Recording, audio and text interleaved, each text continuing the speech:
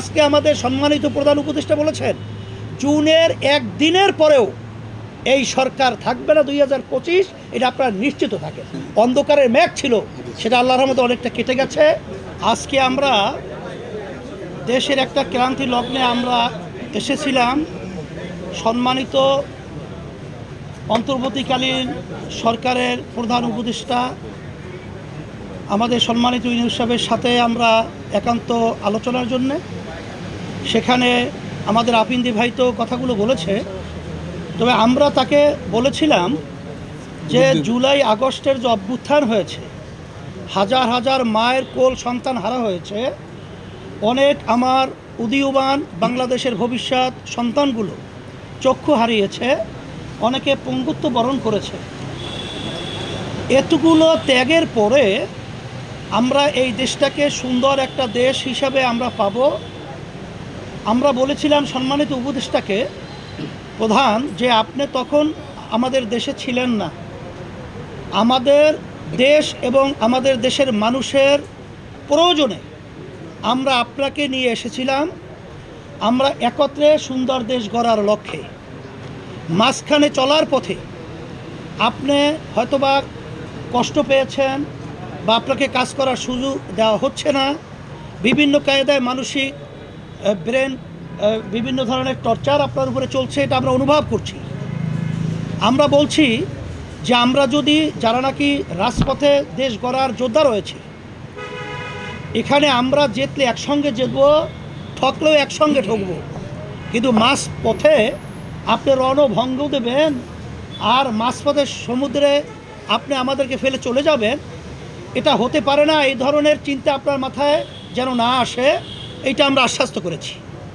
আর সাথে সাথে আমার ভাই তো বলেছেন যে আমরা প্রয়োজনীয় সংস্কার যদি না হয়, জাতির যে একটা প্রত্যাশা সুষ্ঠু একটা নির্বাচন, সেখানে পেশি শক্তি, সেখানে কালো টাকার দৌরাত্ম্য সহ বিভিন্ন পর্যায়ে ঘাপটি মেরে যারা নাকি নির্বাচনকে প্রশ্নবিদ্ধ করবে, এই বিষয়গুলো যদি সংস্কার না হয়, সেখানে নির্বাচন তো আবার সেই বিগত দিনের ইতিহাস যেখানে কলঙ্কিত, সেই আবার এই 24 যে আগস্টের যে অভ্যুত্থান, সেটা আবার বাস্তবায়ন হবে, এটা আমরা চাই না। এই জন্য আমরা বলছি প্রয়োজনীয় সংস্কারগুলো আপনারা দৃশ্যমান তড়িৎ আপনারা এটা করবেন। এবং যারা নাকি আমাদের মায়ের কোলকে খালি করেছে, আমাদের দেশকে সন্তান হারা করেছে এবং পঙ্গুত্ব বরণ করেছে, এই অপরাধীদেরকে, ফ্যাসিস্টদেরকে, গুমিদেরকে, খুনিদেরকে আয়নাঘর যারা বানিয়েছে, আন্তর্জাতিক সমস্ত দুনিয়ার ইতিহাস লঙ্ঘন করে এদের বিচার দৃশ্যমান করতে হবে এবং জাতীয় নির্বাচন এইটা একটা পরিবেশ তৈরি করতে হবে।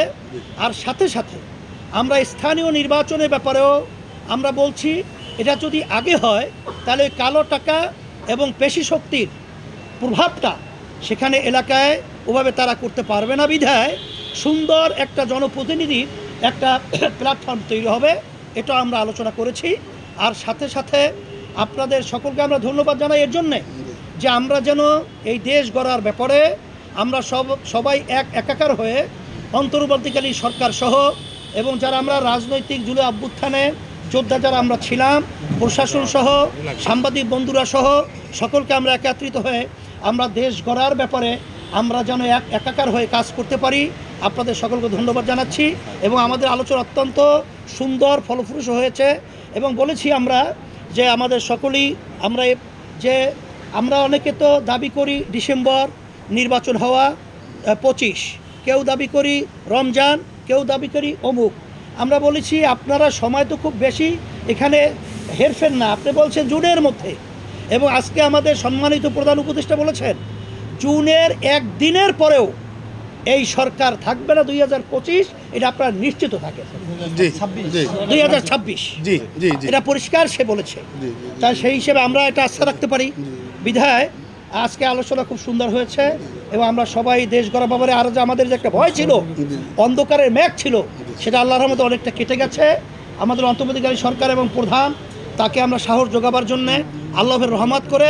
এবং আমরা আরেকটা কথা বলেছি, যেই বিষয়গুলো বিতর্ক তৈরি হয়, এরকম সিদ্ধান্ত নেওয়ার ব্যাপারে আপনারা আরও সচেষ্ট থাকবেন, আরও চিন্তাভাবনার মাধ্যমে প্রয়োজন হলে আপনার রাজনৈতিক দলগুলো সহ আরও যারা প্রয়োজন আছে তাদের সাথে আলোচনার মাধ্যমে তারপরে এই স্পর্শকাতর যে সিদ্ধান্তগুলো আপনারা নেবেন এইটা আমরা বলেছি। আলহামদুলিল্লাহ।